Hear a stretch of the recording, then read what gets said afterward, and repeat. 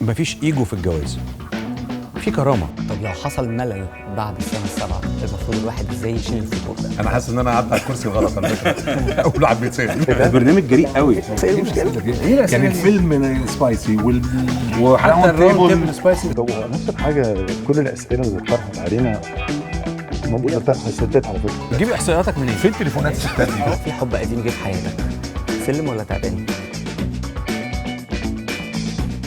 السلم والتعبان، الحب والخيانه. ساعات كتيره جدا جدا الناس بتحب فتطلع السلم، وفي اوقات كتيره جدا التعبان اللي هو الخيانه بيوقعنا لسبع ارض. تعالوا نلعب مع بعض لعبه السلم والتعبان.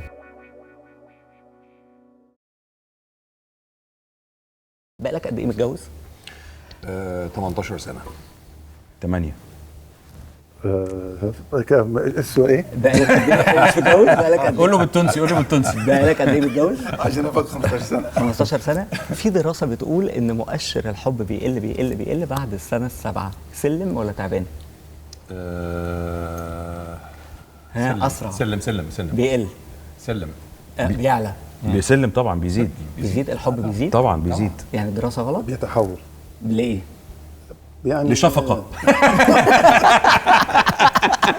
شفقه تونسيه. يعني نوع شفقه تونسيه. لا، نوع تاني طبعا. الحب موجود بس في عشره اكتر، في تفاهم اكتر، يعني كذا. علاقات بالموده بحاجات كتير يعني. ده عكس الفيلم خالص. اتفضل يا عم. طبعا. زي ما عملت انا في الفيلم. اه دي الطريقه اللي تخلي الحياه تتجدد. بالظبط.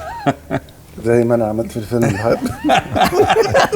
ما تقولش زي الفيلم. كله بيتجدد. انا حاسس ان انا قعدت على الكرسي الغلط على فكره. اول واحد بيتسال. ازاي تشيل الفتور من العلاقه؟ تروح تمثل في السينما. ومين قال لك يا ابني ان في فطور في العلاقه؟ الحمد لله كلنا جوازاتنا مرتاحين فيها ومبسوطين فيها، ومش عشان عملنا فيلم في حد كلمك مثلا من مراتاتنا ولا اشتكى لك؟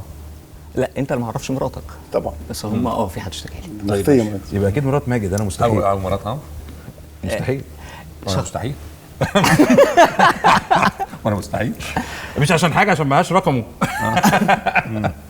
شخصيتك بتبقى قريبه قد ايه، كام في المية من الشخصيه اللي عملتها في الفيلم؟ لا خالص، 0%. مستحيل اكون حسين خالص.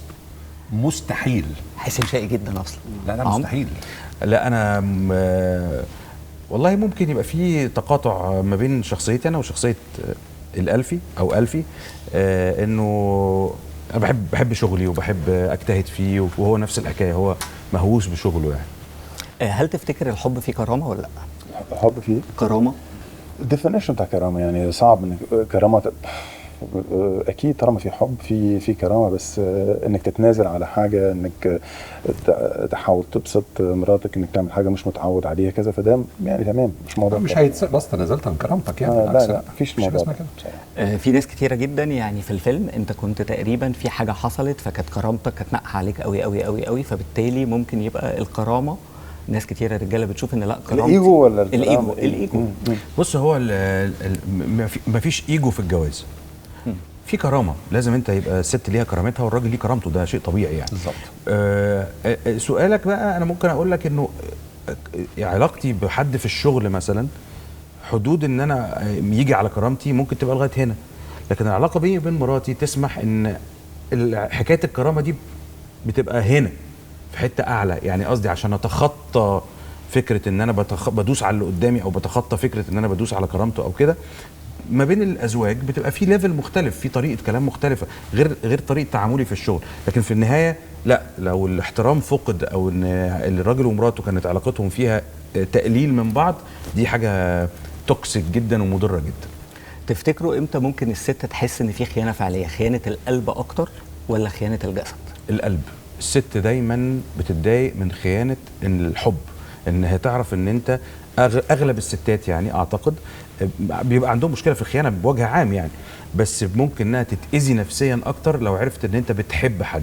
لكن لو علاقه جسديه كده وعدت مثلا، يعني مرتين في الاسبوع، 3 هم الاثنين اخطر من بعض. مره في الاسبوع. الاثنين اخطر من بعض يعني. شايف انهي اكتر؟ اما انا هقول لك، القلب فعلا الاول ممكن يخلي الست تفكر ان هنا في حاجه بقى بتحصل مش مظبوطه، لكن هي في الاول والاخر الست بتحس بالخيانه ايا كانت جسديه او عن طريق القلب.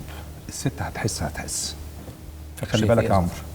مش هو ده السؤال، انت بتجاوب على حاجه ثانيه. لا صح. لا مش هو ده السؤال. لا هو ده الفيلم ولا لا هو معانا في الفيلم بس هو مش عارف دلوقتي. بتتكلم عن احمد ولا بتتكلم عن عمرو؟ لا انا بتكلم دلوقتي عن الستات عموما. بيحسوا بالخيانه، انت عندك حق 100%. مليون في المية بيحسوا مشكلتها هتبقى اكبر في الخيانه الجسديه ولا الخيانه العاطفيه؟ الاثنين. في الاثنين، بس طبعا بس انا بقول اكتر في الشيء اللي فيه احساس. يعني في بنات قاعدين ورا الكاميرا، صح كلامي صح ولا غلط؟ يعني ممكن تفوت حاجه جسديه لكن ما تفوتش حاجه فيها كلكم بتعملوا كده خلاص. هزوا راسهم ورا الكاميرا، هم مش متصورين بس هزوا راسهم. ماشي. يبقى انا كسبت في السؤال ده. يبقى انت كسبت. خش على السؤال اللي بعده. ظافر تفتكر ادخل ايه اقول؟ نكسب في الاخر. عمرو يوسف قارص. تفتكر الخيانه ضعف ولا قرار؟ تبلان علشان خاطر ماشي، ما بالصدفه وبعدين في قرار، يعني صح. في الاخر في قرار. أنا مع ظافر. أكيد أنا مع في ظافر. قرار، بس فالاثنين ضعف في نفس الوقت اكيد وقرار، بس قرار غلط، يعني مش معناه انه قرار يعني لازم يكون صح. الاثنين يعني. هل ممكن تحب او انت حبيت مرتين في نفس الوقت؟ لا مش للدرجه دي. اعجبت مرتين بنفس الوقت وما بقتش عارف مليون في محتار؟ المية بيحصل. طبعا بيحصل جدا. 2 ب3 ما فيش مشكله. لازم تقرر هنا بقى انت هتستمر مع مين وتشوف مين الماتشنج معاك. حصلت لي زمان. كتير يا عمرو؟ لا كتير قوي. يا عم انت جاي يخرب بيتي. ما انت غربت بيدي في الفيلم. ده تمثيل يا عم. حصلت لي مره زمان يعني، لكن مش كتير، هي مره واحده وزمان في سن صغير يعني. 6 سنين كان عندي 11 سنه. طب هسألكوا بقى سؤال، هل تعتبر يا ظافر التلطيف على السوشيال ميديا مع واحدة بتبعت لك أو كده خيانة ولا دي حاجة؟ فهي النية رايحة فين؟ يعني أكيد إن تكون بتلطف مع حد، يعني بتتكلم عادي حتى لما بتتكلم، بس لا، الفكرة إن أنت لو بتلطف ورايح نيتك رايحة مكان تاني فأكيد نوع من الخيانة الفكرية ممكن أقول. طب هسألكوا أسئلة تقولوا لي سلم ولا تعبان. تمام. عمرو، دخلت علاقة قبل كده علشان شهوة مش علشان حب؟ يا ابني انا راجل متجوز وعندي أيوة قبل كده عيال. خلاص، إيه المشكلة؟ ايه الأسئلة يعني دي؟ الفيلم سبايسي وحتى الراوند تيبل سبايسي. حاجة ممكن تكرهها في واحدة ست. الهند. وأنت يا عمرو؟ اكتر حاجه اكرهها تهرب تجري. الستات التوكسيك. على فكره في ستات توكسيك، هم بس متهمين الرجاله بالحكايه دي، بس في ستات توكسيك. عارف الست اللي هي مش عاجبها العجب ودايما مش مرتاحه ودايما بتشتكي حتى لو عملت ايه، يعني دي ست ابعد عنها على طول. طب هو نفس الحاجة، كل الأسئلة اللي اتطرحت علينا ممكن تطرح على الستات على فكرة.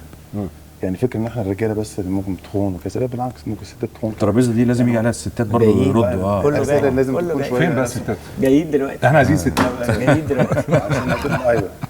طب ليه عندنا محدش بيبرر خيانة الست وساعات بيتقبلوا أو بيسامحوا خيانة الراجل؟ عشان خيانه الراجل جسديه، خيانه الست عاطفيه. لانه مفيش ست بتخون الا وهي بتحب الشخص التاني اللي هي عملت معاه كده، انما الراجل عنده شيء غرائزي شويه. وانت مع ده يا ظافر؟ لا انا ما بقولش ان انا مع ده، انا بجاوب لك على سؤالك. مع الفكرة دي؟ لا انا شايف كمان انه بقول انه مجتمع ذكوري، عندنا مجتمعات ذكوريه شويه فبتسمح للراجل يعمل حاجات ممكن ما تسمحش للست انها تعمل. مظبوط، عنده حق. هو مجتمع ذكوري فعلا، بس هي الخيانه خيانه في الطرفين. أنهي أصعب بالنسبة لكم، خيانة صديق بشكل غير طبيعي، أو أنهي أصعب أكشلي على الست من وجهة نظركم؟ خيانة صديق أو صديقة ولا خيانة جوزها؟ لأن في حصل إحصائية لقوا إن الستات كلهم بيقولوا مش فارقين معانا إن جوزنا يخوننا قد ما فارقين معانا إن أصحابنا يخونونا. مين ده؟ مين الستات؟ انت بتجيب احصائياتك منين؟ إيه؟ بتجيب احصائياتك منين؟ فين تليفونات الستات دي؟ والله العظيم. مين الستات دول اصلا؟ والله لا مفيش لا، الكلام ده. بالعكس هو اصلا الست والراجل لازم يكونوا اصحاب في نفس الوقت، بالظبط. اصحاب متجوزين وعندهم عيله، بالظبط. فطبعا الموضوع كبير لو في خيانه.